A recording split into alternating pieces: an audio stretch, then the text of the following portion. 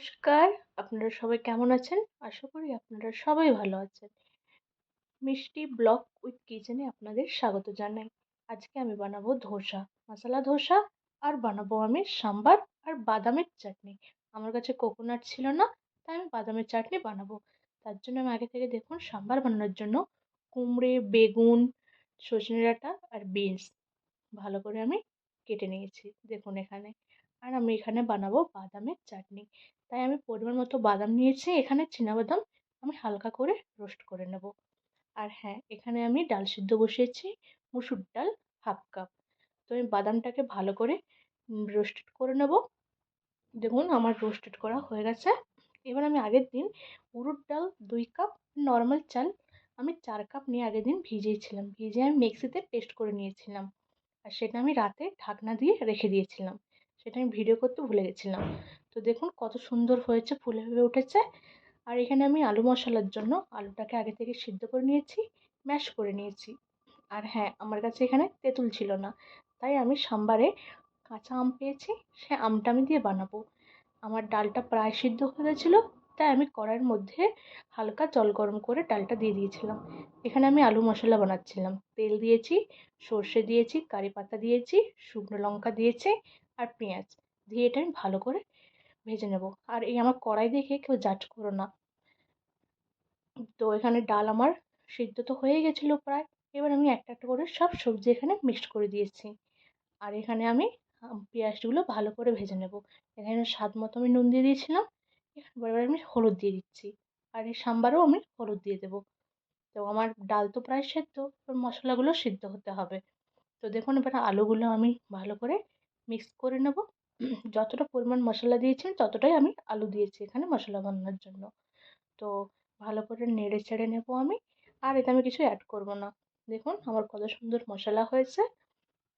দেখুন আমি বানিয়ে ফেলেছি। আর এখানে আমার প্রায় সিদ্ধ হয়ে গেছে কুমড়ো। আর একটু ফুটিয়ে নেব।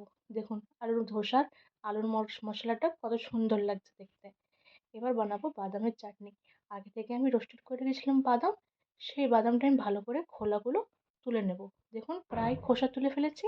আর সাম্বারে আমি একটুখানি আদা গ্রেট করে দিয়ে দিয়েছি। এবার আমি বানাবো চাটনি। এখানে আমি দিয়ে দিয়েছি তেল আর শুকনো লঙ্কা। আর হ্যাঁ, এখানে আমি অ্যাড করব এখনও রসুন দেব।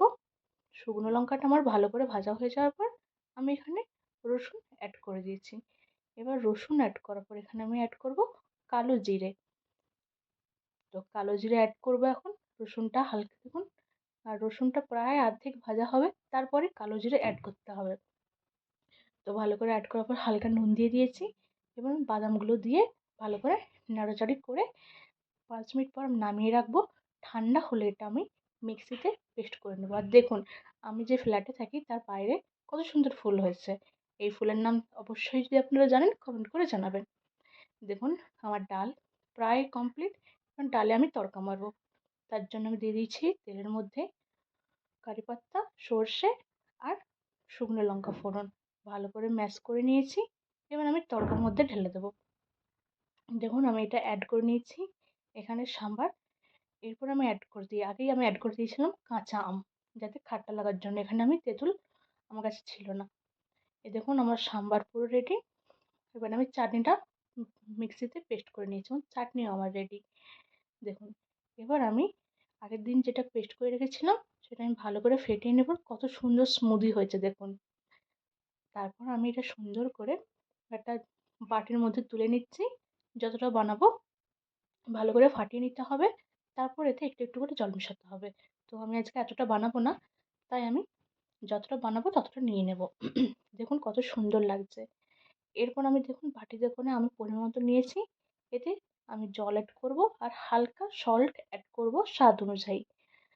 তো দেখুন এবার আমি ভালো করে এটা ফাটিয়ে নেব। ভালো করে ফাটানোর পর এবার আমি তাওয়াতে আগে থেকে আমি একটুখানি জল আর তেল ছিটিয়ে দেবো। এবার এটা আমি তো হোমমেড বানিয়েছি, আপনারা বাড়িতে অবশ্যই বানাবেন, দেখবেন খুব সুন্দর লাগবে খেতে। তো এবার দেখুন এখানে আমি দিয়ে দিয়েছি একটা একটা করে। এবার দেখুন ধোসার মতো হয়ে যাবে। একটা আমার হয়ে গেছে, আমি ফটো দেখাবো আপনাদের। আরেকটা আমি ট্রাই করতেছি। তো দেখুন এটাও বেশ খুব সুন্দর করে আমার হয়ে গেল। এবার আমি এতে আলু দেব। আলু দিয়ে এটা একটু হালকা গরম হয়ে যাবে। দেখুন আলু মশলা দিয়ে আমি করেছি একটা, কত সুন্দর হচ্ছে। এবার আমি আলুর মশলা দিয়ে দেবো এখানে, দিয়ে একটা করে উল্টে দেবো।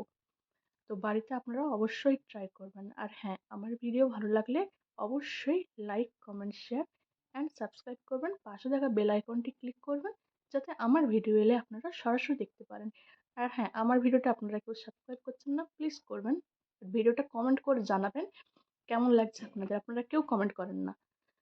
তো দেখুন আমি এখানে এবার আলুর মশলা দিয়ে দেবো। এটা আমি চাচ্ছিলাম একটু ক্রিস্পি করার জন্য। তো আপনারা যেমন খেতে চান, এখানে আপনারা অনিয়ন ধোসা অনলি অনিয়ন আর মির্চি দিয়েও বানাতে পারেন। আমি এটা আলু মশলা দিয়ে বানিয়েছি। অনেকে চিজ ধোসা বানায়, আপনারা সেম প্রসেসে চিজ দিয়ে বানাতে পারেন। তো এখানে আমার দেখুন প্রায় ধোসা আমার হয়ে গেছে। এখানে আমি আলু দিয়ে দিয়েছি। এবার দেখুন আমি একটু এটা ব্রাউন করেছি হালকা। তো এখানে তো আমার ধোসা রেডি হয়ে গেছে, সাম্বার রেডি হয়ে গেছে, চাটনিও হয়ে গেছে। আপনারা অবশ্যই বাড়িতে ট্রাই করবেন। সাউথ ইন্ডিয়ান ডিশ বাড়িতে অবশ্যই বানিয়ে আপনারা খেতে পারেন খুব সহজে।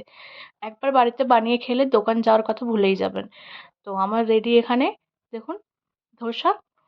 তো একটা একটা করে আমি সব ট্রাই করে নিয়ে নিয়েছি। আর আমি এখানে বানিয়েছি বাদামের চাটনি।